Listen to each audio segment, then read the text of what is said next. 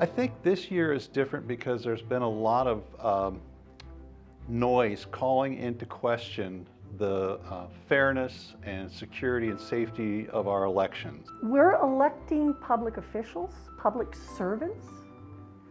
And so one of the things that always concerns me is this individual really willing to serve the public? There's huge identity divisions in this country. People are very divided when it comes to these very important issues, and there are infrastructures at play that tend to encourage these divisions. Doing away with some more harmful aspects of our society and our infrastructure, that is probably the most important thing when it comes to voting this year. This election feels important for this year because it's going to pave the trajectory of our future and tear down systems that oppress or rebuild. I've done a lot of study abroad, and I see how so many people don't have the chance to affect change on a functioning democracy. And so voting is really a privilege. Even though we may not all agree on the way to get there, everybody wants what is best for this country and for this country to prosper and thrive for years to come. We all just kind of have different avenues of getting there. And so no matter who you're voting for, I think it's just so important that everybody votes. Elections are the most important thing in democracy. That's how the people exercise their voice. It's essential. It's how we protect our democracy. It takes 10 minutes to register to vote, 10 minutes to protect your democracy. Who doesn't have 10 minutes to give to their country? I think as young people, role models are super important. The president is the most visible role model there is. And I think that I want my generation to have someone to look up to.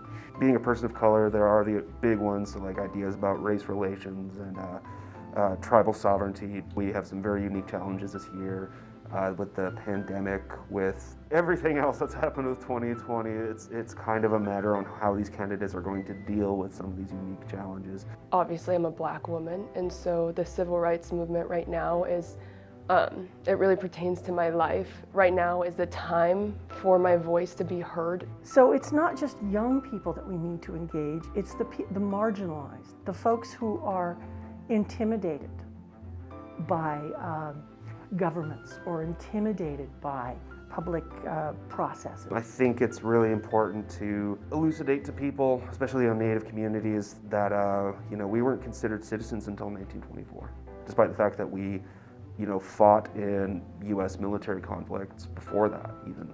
It's such an important thing that people are informed. It's someone's right to vote, and of course we encourage people to vote, but it's still their choice to make it.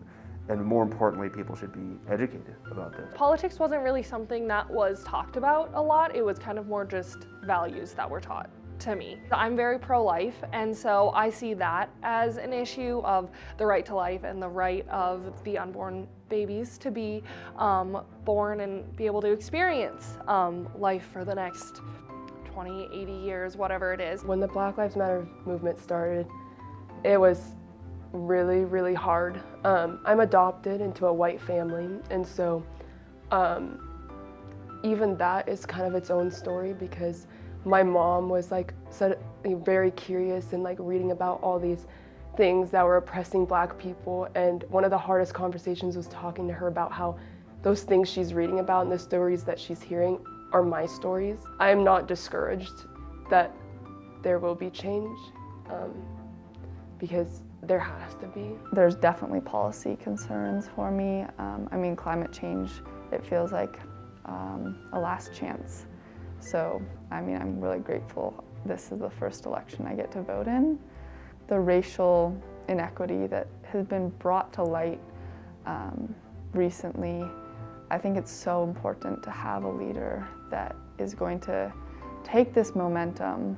The history of the vote, the history of the Native vote, the history of this country in general, the things that they don't teach you in high school, that kind of swayed me more to intellectualizing my distaste and my worry about where I think this society is heading. The budget is my biggest issue in big government spending, and trying to bring down that national deficit is the biggest issue for me, as well as just defending the Constitution. I think this year more than ever, it's incumbent, as I said, on the elections office to provide that transparency and to show that the security measures are in place and that they are working.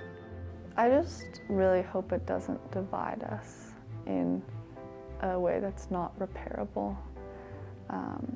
I hope that whoever the next president is, they focus on uniting our country. Having this rift that seems insurmountable is really, really scary, and I think that that's not how it has to be.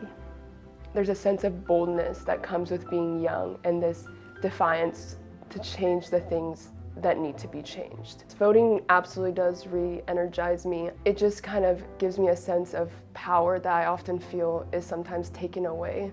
And voting is like kind of, hey, you can still judge me, but my voice will still be heard, and you don't get to defer that or change that in any sense.